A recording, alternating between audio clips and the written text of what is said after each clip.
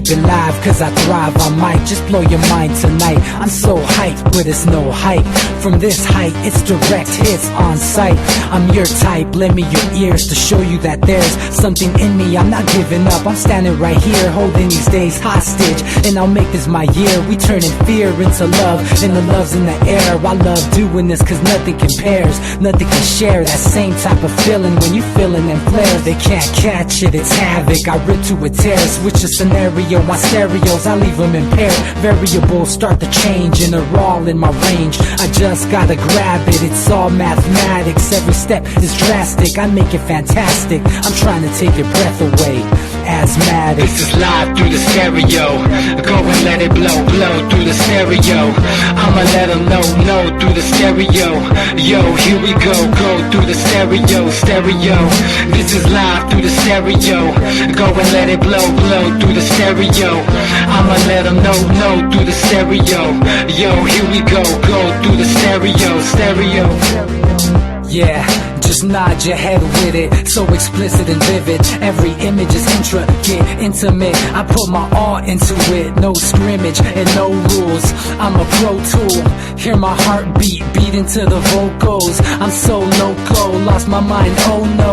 It's Ponderoso, dope, so no overdose, cause it's dope, yo. Man, this is house grown, mixed with some milestones. So I let the style flow down like the Dow Jones, bringing it with some foul tones, letting the crowd know we getting loud, so it's eardrum rudiments. Yeah, we bring it rude again. Move, little hooligan. Music for tuning in, full time to the 10. I'm on my clock like I told you. I'm doing this for dreams we pursuing.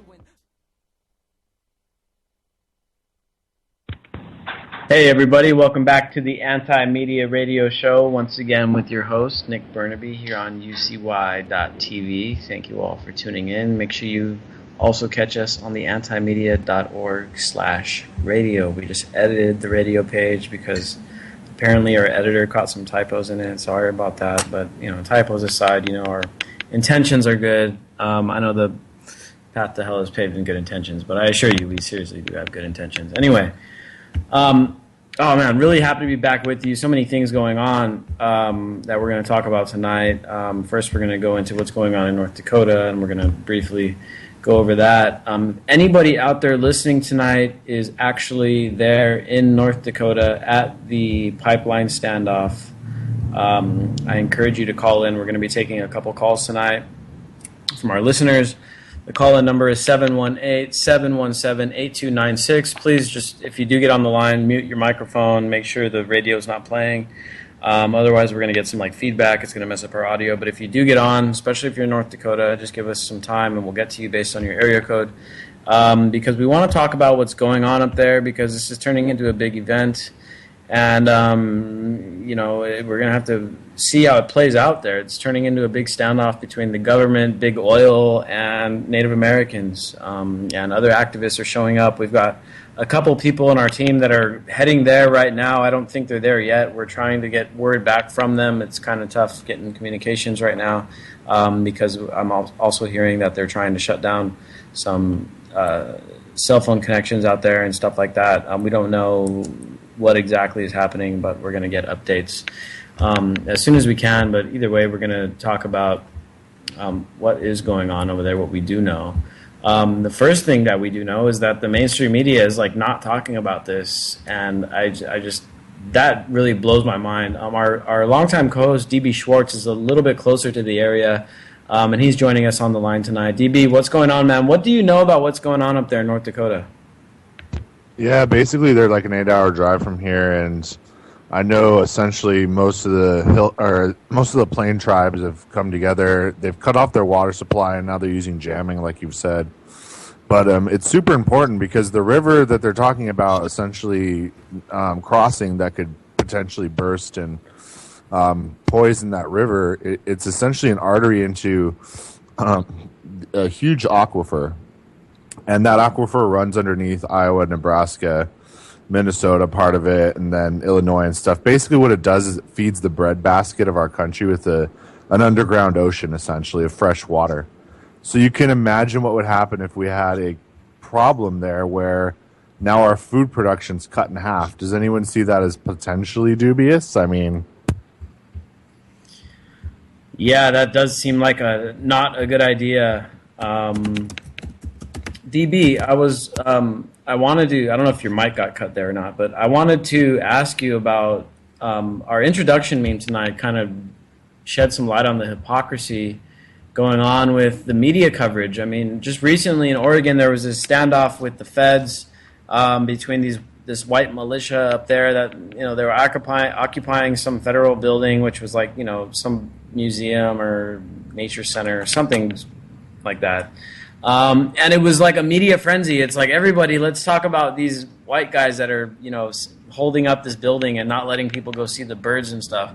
But then when we come to this issue here, where these Native Americans are like fighting for a legitimate issue here, like you just mentioned, the implications here are huge. The water supply, right there, the water table, it's massive over there, and it supplies a lot of the crops, the wheat, you know, the bread for the. It's half the food, Nick. Imagine if tomorrow, just imagine if tomorrow all the crops in California died. It's essentially the same thing, and even more. So, I mean, you cannot compare it to the Bundy Ranch scenario, which were a bunch of basically rich dudes that were basically trying to fight the Fed to get some of their land that they said was appropriated from them, eminent domain. But those are the games and the rules you play underneath when you live in the corporate United States.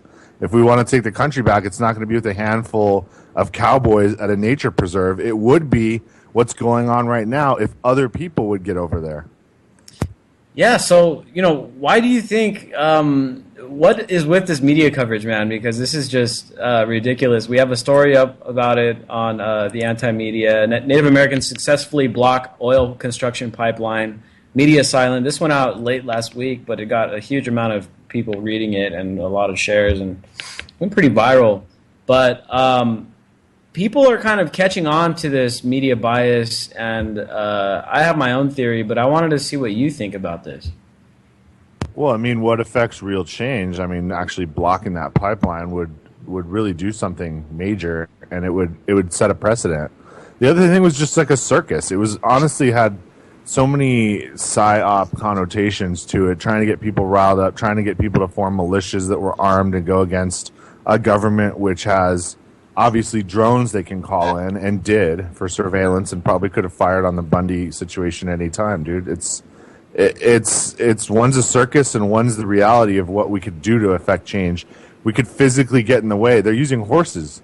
These cops can't do anything. If the cops do anything, it becomes a whole scenario there. So they're doing what's perfect. Block them, block commerce. That's the only way you can affect change. If we block D.C., we would do something.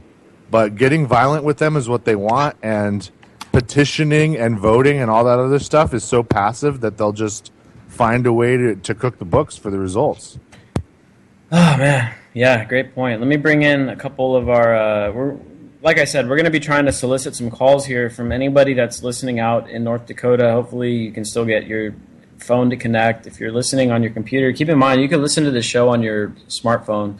We're trying to figure out a way to get it to people's dumb phones too, but smartphones, you can go on the antimedia.org/radio. You can listen to us on the go. And also, if you missed the show, you can catch us on YouTube, UCY TV on YouTube. Look up the channel and subscribe to it and get all the anti-media radio shows. SM Gibson, who does the show on Tuesday and Thursday with his co-host, they've been getting a lot of viewers, and they did a great show on what's going on down in Louisiana. Another thing that has been downplayed by the media, you know, it's kind of surprising because the media normally loves to latch on to natural disasters and stuff like that, but the huge floods down in Louisiana have gone relatively underreported, and so there was a huge show that SM Gibson did, had some people call in from Louisiana.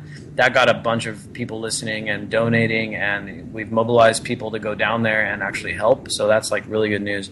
So if you want to call in from North Dakota, please do, 718-717-8296. But now we're going to go to our special co-host, Jake Anderson. What's up, Jake? How are you doing tonight? Jake, are you muted? Can't hear you. Jake's been having connectivity issues over there. I think he's aligning his chakras. Hey, I'm here. I'm just. I'll talk to you in a minute. Yeah. What was the question? I'm sorry. Nothing, man. We're just kind of introducing you. DB said that you were busy aligning your chakras, and that's why you probably weren't answering. Yeah, that's exactly what I was doing. There you go. Enjoying some pasta, maybe. No, some. Apparently, the walls in our apartment are paper thin. So for a show like this, you notice I'm lowering my voice.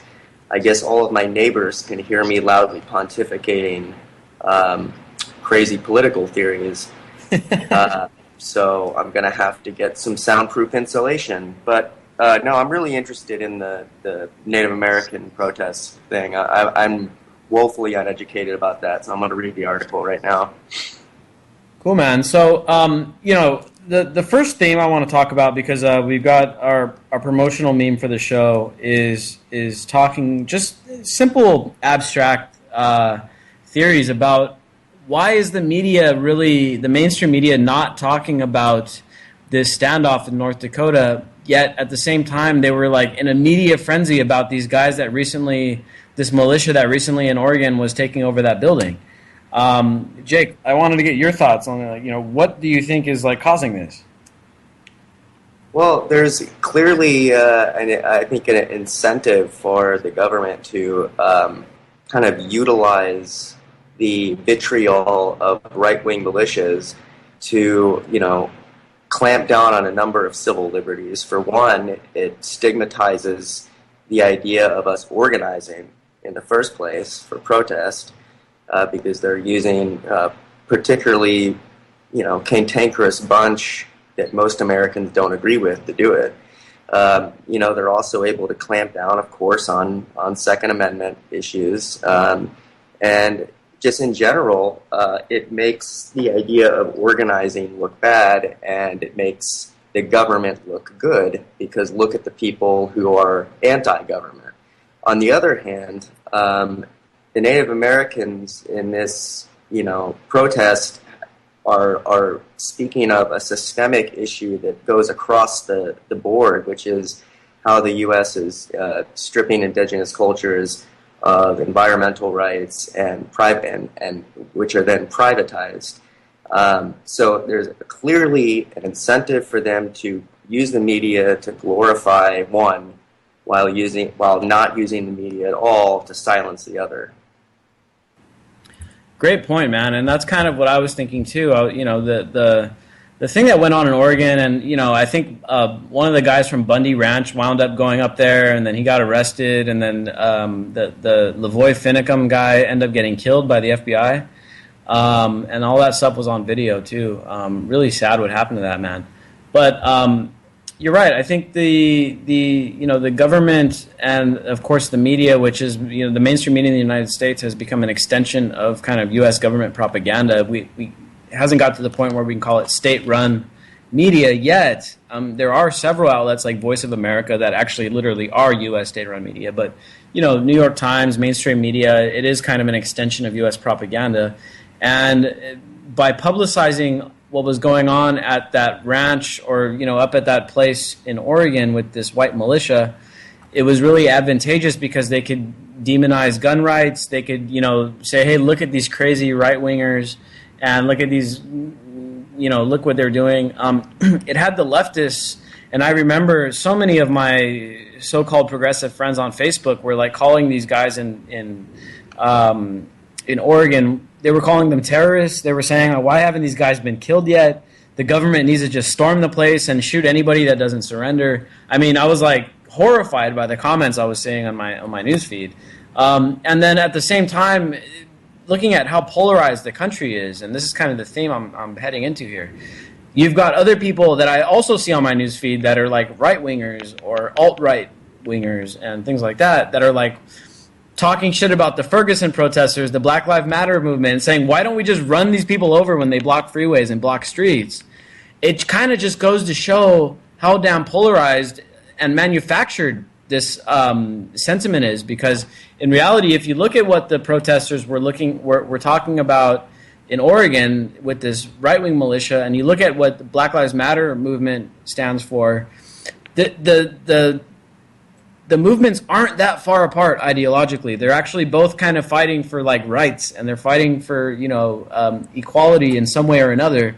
Yet the media has manufactured and pushed us into this direction of the entire country is so goddamn polarized that like people that are slightly on the other side of the spectrum are like, why don't we just kill these right wingers? And people that are on the other side of the spectrum are like, well, why don't we just run over these left wingers? And that's why I think a lot of things get polarized and popularized by the media. Now, this thing that's going on in North Dakota, it's not so simple. You can't just say, oh, look at these bad Native Americans. They're standing up for their own land rights, and they're trying to protect their water supply. I can't believe how awful they are. We need to just go in and kill them. You can't exactly do that, because this isn't a group that you can just polarize and say, oh, left versus right, right versus left. Everybody, I think, is in agreement that the Native Americans have been so utterly screwed in this country that they deserve anything that they are standing up and fighting for. They deserve it because they've already been so screwed. So this to me is why the topic isn't being covered in the media, because it's not polarizing. It's as simple as that. It's not polarizing. We can't turn the left against the right, or the black people against the white people, or the brown people against the white people, or whatever it is that the media narratives try to hijack nowadays. It's not possible in North Dakota, because these people are standing up not only for their own ancestral rights and their own land, but they're standing up for the well-being of the water system for the Midwest, which DB mentioned at the beginning of the show. They're standing up for the entire farming and food supply of the United States. Nick, it's really simple. If something were to happen that would get into that aquifer and poison it, some oil leak or something like that, that's the end of half of all food production in the U.S. If you think food prices are high now, you're going to get starved out if there's an oil leak on that pipeline. So, you'd think there'd be a little bit more media coverage on this, and unfortunately there hasn't been. We've covered it here and there. Our sister site, Underground Reporter, has been covering it. We've got some people on the way to North Dakota, and hopefully they'll be getting there soon. Let me check my phone and see if we have any. All right. Derek Bros is actually there, so I'm going to try to get him to call in from North Dakota. He just texted me back, so we're going to see if he can call in and give us an update about what's going on the ground. This thing is big. I mean, they're trying to move like tar sands oil through this pipeline, which that in itself is a problem. Jake, are you familiar with the tar sands situation? All right, Jake's aligning his chakras again. So tar sands is like a really, really dirty crude oil, and it's very resource intensive as far as bringing it to market and getting it cleaned up. And it's basically what's going on in the tar sands in Canada, where it's basically destroying the environment up there. I mean, the place looks like a wasteland. And so, I mean, that in itself is controversial, and this is the same reason why people have been kind of critical of the Keystone Pipeline, which is more or less kind of not happening at the moment. But people are already kind of like up in arms just about the oil itself. It's really bad, nasty oil. It's really bad on the environment. Takes a lot of resources to clean up. This isn't the kind of sweet crude that comes from Saudi Arabia. This is really nasty stuff, and it's like when they mine it, it's in like solid form. It's almost like charcoal, and then they have to like refine it down to liquid and clean it up, and it just really destroys the environment, lets a lot of pollutants out. So I mean, it's just not a good situation. But the good news is that these tribes, first it started with the people in the local area in North Dakota, the Lakota peoples, and several other tribes up there. Now there's tribes from all over the country really joining in, and this is quickly becoming probably one of the biggest meetings of tribes in a really long time. So luckily this bad scenario is bringing a bunch of people together. And like I mentioned, there's not really any opposition other than the pipeline and the government goons that are being sent in to try to get these people out of the way. And now they've resorted to some pretty bad, nasty tactics. And I'm pulling from an article here, originally posted on commondreams.org. We published it on the Anti-Media. Government pulls water supply from Dakota protesters despite sweltering heat. Let's see what we have here. People are getting overheated now already, said John Lingling. The tribes emergency response coordinator, as temperatures hovered around 90 degrees on Monday. It's very hurtful. He's talking about how the government decided to cut water off to the protesters as a form of trying to get them out of the way. And it kind of just goes to show how dirty the tactics are that they're willing to stoop to. I mean, this is crazy. Just to build a pipeline for these huge oil companies, they're willing to cut water off to people. I mean, this is weaponizing of water, something that we're pretty familiar with. It's being used, you know. It's all you got to know is 100% of that oil is going to China. That's all you have to know. They're going to put our food supply at risk to pay back China's debt with this raw, disgusting freaking like clay-like crude that honestly we're going to double charge China is what we're going to do. We're going to pipeline it to our refineries because they can't handle it, and then we're going to ship them the refined stuff. So we're going to charge them for the oil, for the refining. I mean, it's just like what we do with coal, Nick. I don't know if you know this, but China, the south of it there's the mountain range that separates north and south enough to where we ship them coal. It's cheaper than them actually getting it over there by rail. So it's all geopolitics, and it's at the expense of the people. I mean, if there's an oil leak and half the food supply in the U.S. stops being grown for a year or two while they clean it up, it's not going to affect the people that put the pipeline up. They'll just buy more expensive food. They don't care. It'll affect me and you. I mean, already what do you pay a month in food? Imagine it going up twice, 3 times, whatever. Yeah, dude. I mean, it's not a good scenario when it comes to like the overall prospects here. I mean, food's already bad enough. I mean, it's already expensive. We're already dealing with out of control inflation and, you know, just rocketing food prices and stuff. And, you know, the thing that's ironic here is that these guys are out there protesting to protect the water supply for themselves and for everyone else around. And then the government decides to take away all the water tanks and all the water supply they have around there. I mean, it's just a huge, huge slap in the face. And the other thing here that really sucks is you know, the Native Americans in the United States have already been robbed of their lands. Like the entire country used to be theirs, and they were pushed off and, you know, forced into these reservations, and these, you know, the amount of land that they had has been, you know, steadily declining since the days that the Europeans originally arrived here in the United States. And, you know, this isn't North Dakota. This is not by far the only instance of where, you know, Native Americans, even though the tiny bit of land they have left is being robbed or polluted. I mean, there's so many instances where the reservations where Native Americans have been kind of pushed, you know, forced to kind of resign to, have been destroyed environmentally by the energy industry. I mean, looking at here in the Southwest, I mean, Colorado, Arizona, Nevada, other places where they were mining uranium on these Native American reservations, and then the government never bothered cleaning it up. I mean, people are still being poisoned by this stuff, and there's been several cases recently with John McCain and how he sold the rights to some land that was considered, it wasn't part of an Indian reservation, but it was considered part of their kind of holy land.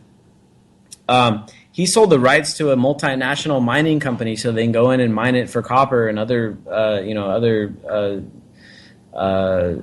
precious metals and things like that.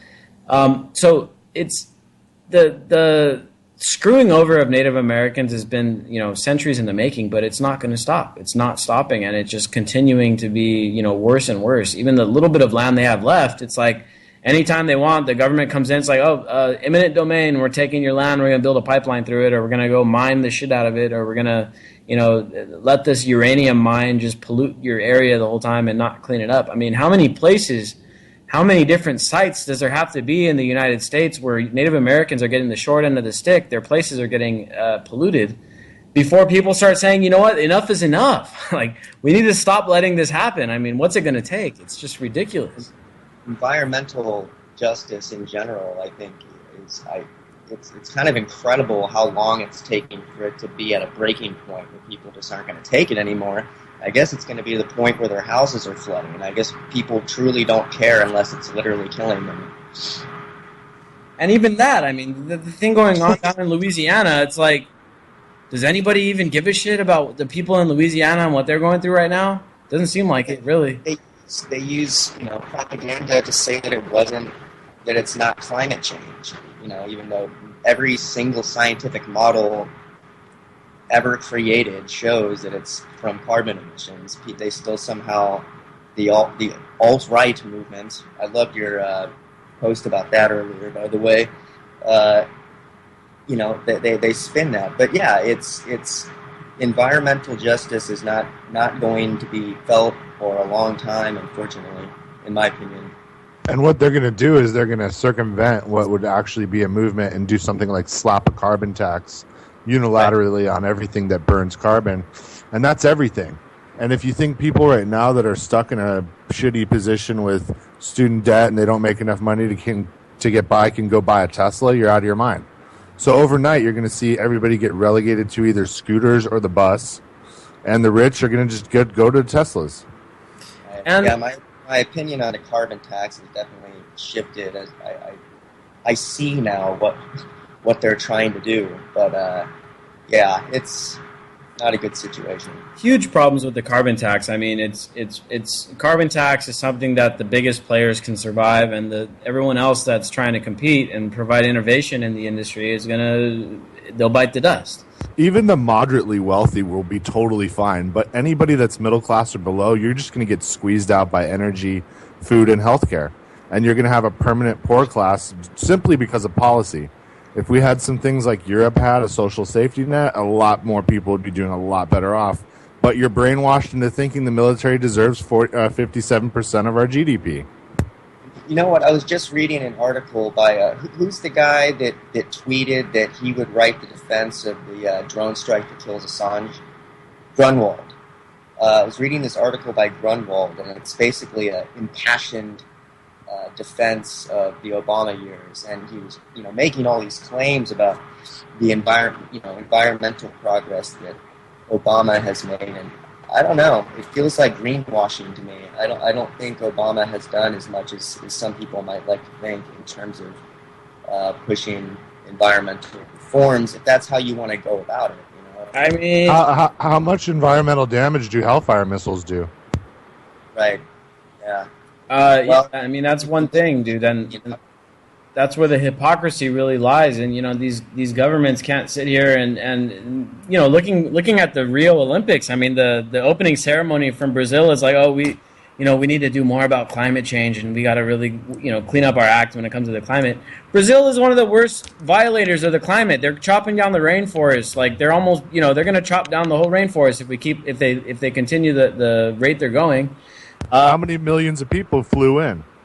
Exactly. And the water in Rio, did you guys see that picture? The guy that was he was riding a surfboard out there in Rio. I mean, there's like this ridiculous amount of trash out there. The place is completely screwed. I mean, environmentally, the Rio is done. Oh, God. Dude, we could go on for a whole show about Brazil. Why is it not as rich as us? Yeah. Well, they're trying to get that way, but it's so corrupt down there. But back to Obama, man, this hypocrisy with Obama and pushing the climate agenda and stuff. I mean, cool and all, but actions speak a lot louder than words, dude. The Defense Department, the Department of Defense is the biggest single polluter on Earth. We burn through more fossil fuels with the military than anybody else, any single other organization does, and so unless we start, addressing that and addressing the global empire that we're putting on, we can't really talk about climate change because the United States is, along with China, are the two biggest contributors of it. And so it's just more empty rhetoric and all that. The one area that no one seems to be able to dare touch, like not even minor reform seems to ever go on in the military, aside from gay rights and that's allowing them to serve, allowing women to serve. Of course, you could take the alternate approach and say you're allowing them to serve war crimes, but that's progress. But in terms of cutting military spending and diverting some of that into renewable energy projects, it's incredible to me how impossible that seems to be. And they are doing it, but it's like, God, it's like turning the Titanic. You know, we're so addicted to oil. We're literally fighting other countries with the military so that we can have an oil base to keep fighting other countries for their oil. Like, and it'll just never end because we can't stop it. Right. So, We're going to try to get Derek to call in. I'm not sure if our phone lines are working tonight, unfortunately. I think they're forwarding the voicemail, but we're going to try to get Derek on. He said he was trying to call in, but I don't think it's working. So for now, I want to shift a little bit into what we were talking about Monday, because Monday we dedicated a lot of time to what's going on with like Turkey and stuff. And so today in the morning, we got some big news out of Turkey, and Turkey's invading Syria. You guys see that? Turkey is now invading Syria on the northern border because, you know, Turkey borders Syria in the north. They sent their tanks in, and they're supposedly going after ISIS. We got a really interesting story on the anti-media regarding Erdogan and this recent terror attack that went on Sunday. On Sunday, there was a big attack at a wedding in Turkey. It was a Kurdish wedding. 54 people dead, supposedly done by a kid that was strapped up with bombs. Turkish President Erdogan immediately blamed ISIS for the attack, but the strange thing here is that ISIS didn't take responsibility for it. And now, as everyone knows, ISIS takes responsibility for almost every terrorist attack around the world. Even the Orlando attack, which was clearly not ISIS, it was just some lunatic that supposedly called up and said that he was pledging allegiance to ISIS. ISIS took credit for that as well.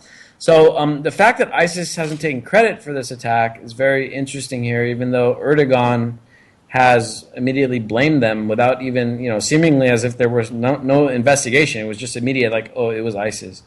And he hasn't provided any evidence. In fact, there hasn't been any evidence to show that ISIS was responsible for it. However, that hasn't really stopped Turkey from invading Syria, and they said it's because of the terror attack. Now, kind of predictably, Turkey is going after Kurdish forces in the northern Syria areas because Turkey is very worried that there's going to be some kind of breakaway Kurdish autonomy movement, which has been building and building for a long time. I mean, Kurdish are kind of like, in the Middle East, they've kind of been treated like Native Americans have been treated here in the United States. They've been screwed by like every country over there. I mean, Iran screws them, Syria screwed them, Turkey screwed them, Iraq screwed them constantly. I mean, Saddam Hussein launched chemical attacks on them with weapons that the U.S. was like providing him too. And at the time in the 80s, we turned the other way and didn't bother us a bit.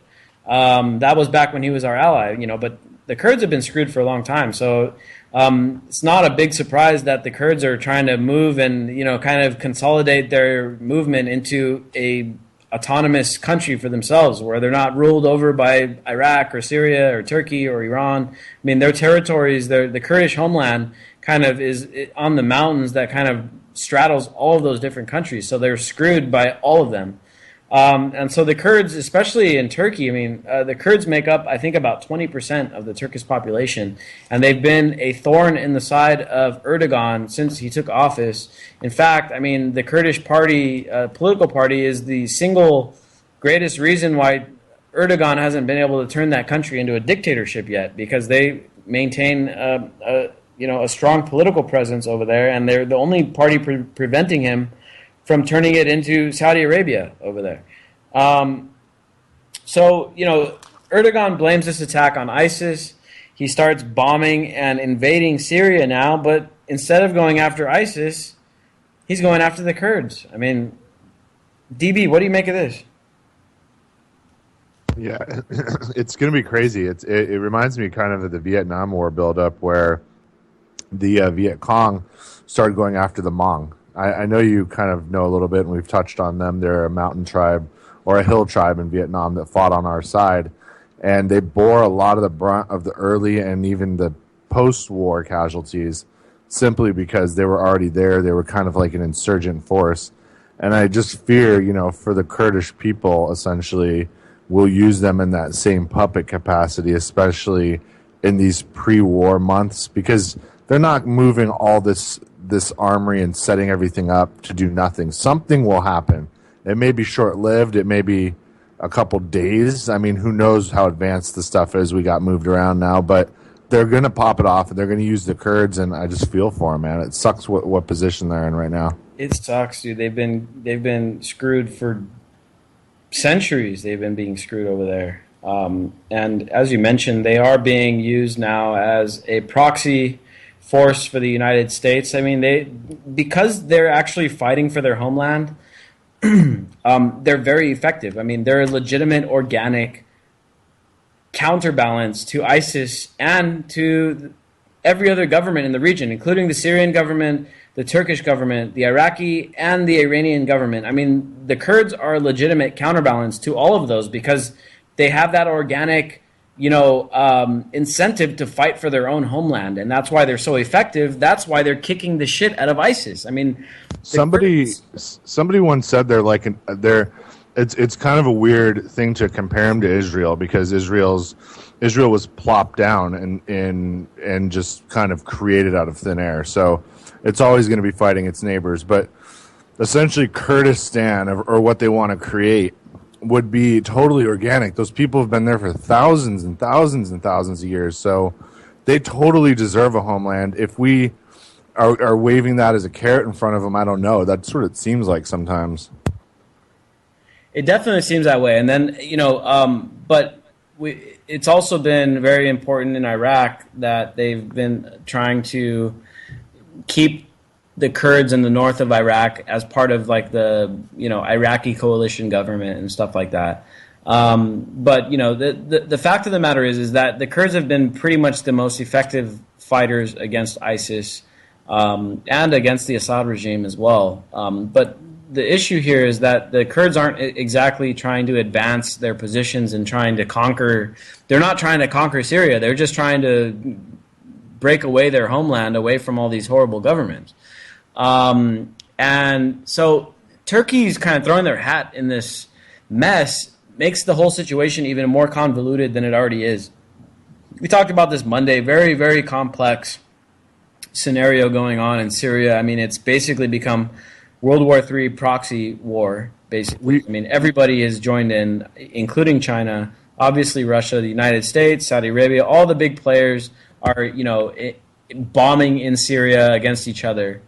And now with Turkey throwing its hat in there, it really even mucks the situation up even worse because, we got to look at the recent news that has come out of Turkey. First of all, it was only a couple months ago or several months ago that Turkey shot down a Russian jet, right? And all of a sudden Russia was like, oh shit, we're not going to let this happen. All of a sudden Russia released all of its intelligence showing that Turkey was either directly or indirectly financing ISIS, right, with the oil trade and with, black markets, shipping fighters into Syria, shipping weapons into Syria. All that stuff came to light because Russia was like, okay, that's it. That's enough. We're going to expose what you guys are doing. And now recently with this coup attempt, many people have said that the coup was fabricated so that Erdogan could consolidate his power. Other people have said that the coup was foreign actors were trying to push this coup, including the United States. That was the accusation that came out of the Turkish government. After the coup, keep in mind, the people that the Turkish government has blamed for this coup, the leader of that movement is taking refuge in the United States. This guy lives in Pennsylvania. His name is Gulen, and he has a movement in throughout the Middle East, especially in Turkey. Ever since the coup, Erdogan has been cracking down on the Gulenites. Anybody that follows this guy, he's got a bunch of schools, he's got a bunch of businesses, he has a bunch of influence, whether it's in the military, in the government. Very moderate kind of Islamic thinker. And Erdogan has basically declared war on everything that this guy's involved in, and that's why they've cracked down. And now, we just talked about on Monday, it was like 60,000. Now I'm seeing estimates of up to 100,000 people have been either fired or detained in Turkey in connection with the coup. Ever since the coup happened, though, this is the thing that's really interesting here, and this is the thing that I'm still not able to figure out, and I'm not sure if anybody is able to figure this out yet. Turkey has gotten a lot closer to Russia in the past few months. Ever since the coup, especially, Turkish-Russian ties have gotten a lot closer. And I don't know exactly what this is about. There's several angles here that we could look at, but I mean, DB, what do you make of this? Well, I think Russia provided Turkey some very, very solid evidence they were going to basically be offered up as a sacrifice in a land war with NATO. And they were going to become the essential chessboard because they're the land bridge. So why not? So I think when they realize that, maybe they really legitimately are going after ISIS now. And Erdogan just cemented power, and he's now a Putin.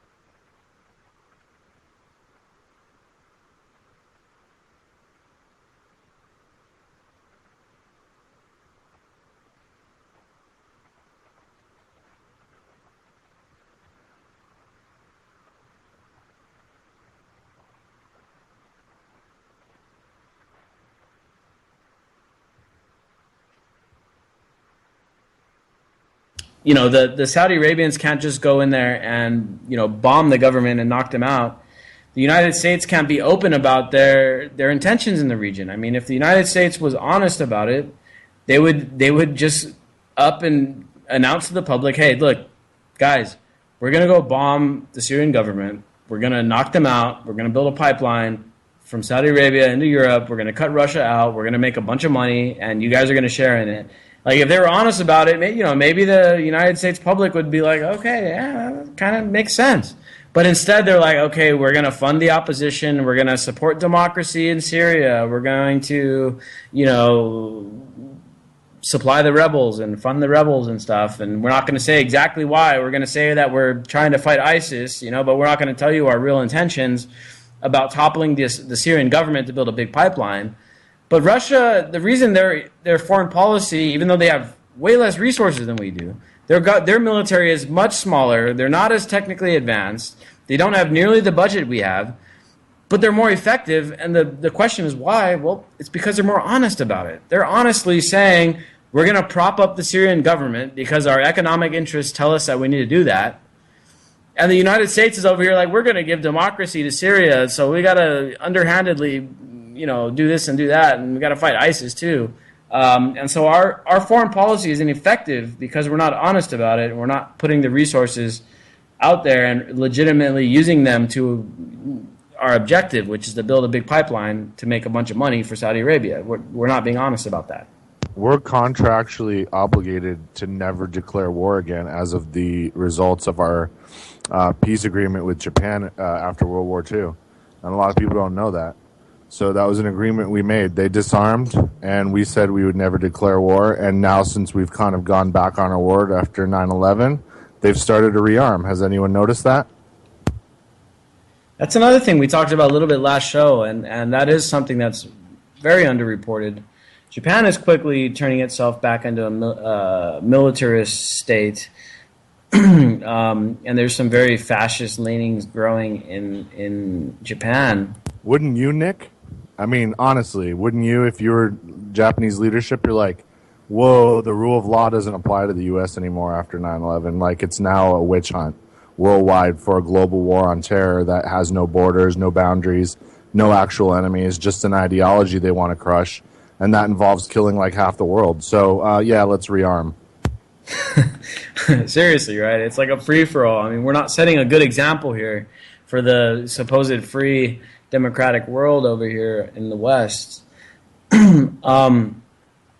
It's a troubling trend. We had a little data outage there for a second. Sorry if it went quiet. Anyway, we're back. But here's the thing that's scary. The entire world is trending in this direction of fascism. Even Japan. Japan has been considered the most passive nation since World War II. I mean, they were under obligation because of the U.S. sanctioned constitution they had. But that's all going out the window, man. It's already changed. The law already changed. There was actually a brutal... did you guys see that there was like just a total slugfest in the Japanese parliament when they passed this new law saying that the Japanese could rearm and remilitarize. There was a slugfest in the parliament, dude. There was a bunch of politicians in there. Japan has traditionally been passive since World War II that were like, you know what? We're not going to stand for this. We don't want to see our country get demolished again in another huge war. We're going to stand up and fight for peace. And it turned into a slugfest, dude. People were throwing blows. This guy jumped up from a windowsill and he threw an elbow from it was like professional wrestling stuff, dude. But it's in Japan. It's not gone quietly. I mean, there's been huge protests at military bases, American military bases. I mean, they're getting tired of the U.S. being over there. There's a nationalist tide rising in Japan and throughout the whole world. Fascism is coming back in a very strong way, be it in Europe, in France, the United Kingdom, Germany, Turkey, throughout the Middle East, Asia, the United States, all around the world, dude. This tide is rising. The stage is being set right now for some kind of stupid, huge global war. And right now, these guys are just positioning their chess pieces, and that's what's going on in Turkey. It's an illusion war, Nick, because it's like the two proxies of the world are being used as puppets to fight it out by the actual two true masters of the world. And I'm this is like a theory I floated last episode, and or last time we talked, and I still believe that as a result of what happened after World War II, that the U.S. is kind of controlled by Saudi Arabia and by Japan at the same time, and they're both kind of using us and leveraging us along with Israel to try to knock out Russia and then China, who are like the last two that are kind of standing in the way of like a global type of hegemony, if you can see that. But that's what it seems like, man, because we're so addicted to oil, we have to have Saudi Arabia. We're so addicted to high tech, we have to have Japan, because Japan makes all of our high tech, Japan and Taiwan and South Korea. So, of course, we have to protect all them. So we're totally beholden to like two invisible masters a lot of people don't see. A lot of people think the U.S. rules the world and we're like the global empire, but we couldn't be without Japan and without Saudi Arabia. Yeah, I mean, someone's got to feed the beast, right? And that's what Japan and Saudi Arabia, they function as the producer, and we consume all that stuff, and we're the military arm of it. Many people would argue that England is the financial arm of the empire too. It's not, the battle. It's not just America standing on its own, and that's the issue here too. We're looking like a lot of really troubling parts of history. At least looking back at like World War I, they're repeating themselves, man. I mean, look at these alliances. Look at these really complex webs of treaties and defense agreements. If one recent bit of news here that is real troubling is that the U.S. recently scrambled jets in Syria because the Syrian government flew their planes like too close to the U.S.-backed coalition or whatever. And the whole thing is just ridiculous because it's like we're in Syria and their government, the Syrian government flew its jets too close to our people. I mean, that to me is just like, oh shit, this is just ridiculous beyond anything I can believe. Imagine when Hillary tries to enforce a no-fly zone. I mean, there's going to be dogfights all over the place. I mean, think about this. It's like, who's the big boogeyman right now? All right, let's say Russia decided that its enemies, who are Russia's enemies? Let's say Russia was the main group fighting ISIS, right? And that Russia decided, you know what, ISIS is in the United States in Arizona, so we got to go over there, and we're not gonna fight the U.S. government, but we're gonna go in Arizona, and we're going to fight ISIS in Arizona. And if the U.S. government is flying its planes over top of our base, we're gonna warn them, and that we might shoot them down if they violate our airspace. This is like kind of what's going on over there in Syria right now. We're warning the Syrian government, hey guys, you guys are flying too close to our planes that are in your country. And so that to me is just like, oh my God, like somebody slapped me. Is this reality? But, we scrambled our jets. I'd slap you if I were there, Nick. What was that? I said I'd slap you if I were there. If you were here, you could slap me as many times as you want right now because I can't believe this shit. But, the U.S. scrambled its jets. It's warned the Syrian government that it'll shoot down. I saw a press conference today at the White House. A couple journalists asked the question, said, look, if the Syrians get too close and they seriously threaten U.S. assets in Syria, would you shoot down a Syrian plane? And the guy, I think it was a general or something, he said, yes, we'll defend coalition forces, blah, blah, blah, blah, blah. But, see, this is getting dangerously close here to triggering a massive, massive conflict because right now everyone, everything's fine. Yeah, it sucks to be in Syria right now. But for everyone, in Western Europe and the United States, the people that live in Russia, all them people that live in China and, everyone else that has nuts in the game right now, everything is kind of like, it's like what did they call it in World War II? The phony war. It's like the phony war. It's like, it's all quiet on the Eastern Front. It's quiet on the Western Front. But, in Syria, shit's going down right now. And the moment the U.S. shoots down a Syrian plane, all bets are off, dude. The Iranians have a defense agreement with Syria, meaning that if the United States shoots down a Syrian plane, that could trigger war with Iran. Everybody knows that Iran and Syria, very, very close allies to Russia. And Syria is a very, very close, and Iran, very, very close ally of China. So what we're looking at here, and this is why it gets me back to World War I, because World War I was supposedly triggered by just one guy getting assassinated in Serbia. All these alliances got triggered, and then all of a sudden you got dozens and dozens of countries that are saying, you know what, we're at war now because of one guy getting shot. Well, the same thing could happen here in Syria. We shoot down one plane, we shoot down the wrong plane. It could trigger the battle lines to be drawn, and it's Syria, Iran, North Korea, China, Russia, and several smaller, minor countries. And it's NATO, it's the United States, it's Japan, it's Western Europe, it's Saudi Arabia, and all of our other allies. One wrong move, and then the lines are drawn, and then the battle is set.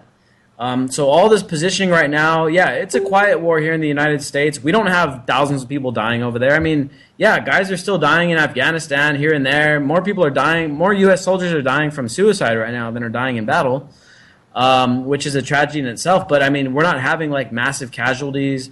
Russia's not suffering massive casualties. I mean, they had, one helicopter get shot down. Maybe a dozen people have died in Russia's military so far in Syria. China hasn't had anybody die in a military battle in a long time. It's all quiet on the fronts.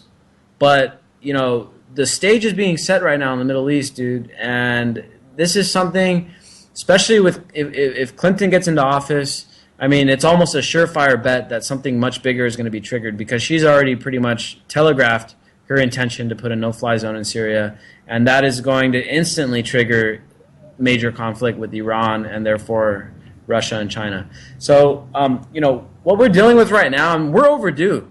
Look back at World War I. I mean, that was 1917 it started. World War II, late 1930s, early 1940s. We're overdue for a major, major war. And not that I'm saying I hope it happens or that I'm expecting it, but just looking at the trends, looking at history repeating itself because it always does. I mean, something big is going to happen really, really soon. It's already past due. And the bankers are going to make it happen, or we're going to have to take them out, Nick. Either we have a global Iceland, or we'll have a World War III, because they'll make it so that nations fight each other in desperation, just like they did in World War I and II, and make it about a scarcity, a false scarcity again. They'll just, all we have to do is just start something with Iran, have them cut the strait, then oil skyrockets, then everything associated with the economy skyrockets, and people start getting desperate, man. And it's the same thing that happened in World War I and then World War II. I mean, that's how we got out of the Depression, was the World War II. So we're going to get out of the Great Recession with World War III. The problem is that they think they're going to limit it in scope to some kind of proxy conventional conflict, but all it's going to take is an overwhelming loss on the side of Russia during one of those where they retaliate with nukes. And then we have to do the same. So it's easy to see where the buildup will come. Exactly, dude. And so this is something that we need to take really seriously. And as Jake mentioned, I mean, we've got equality now in drafting women into the armed forces, and gay people can serve as well.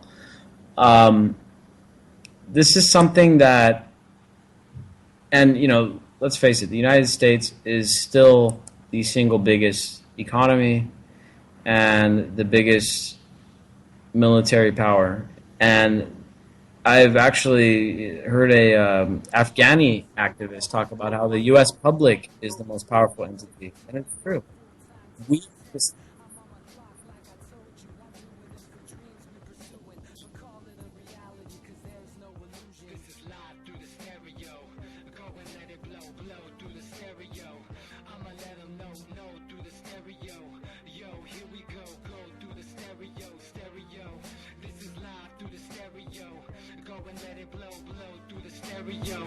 I'ma let them know through the stereo. Yo, here we go through the stereo.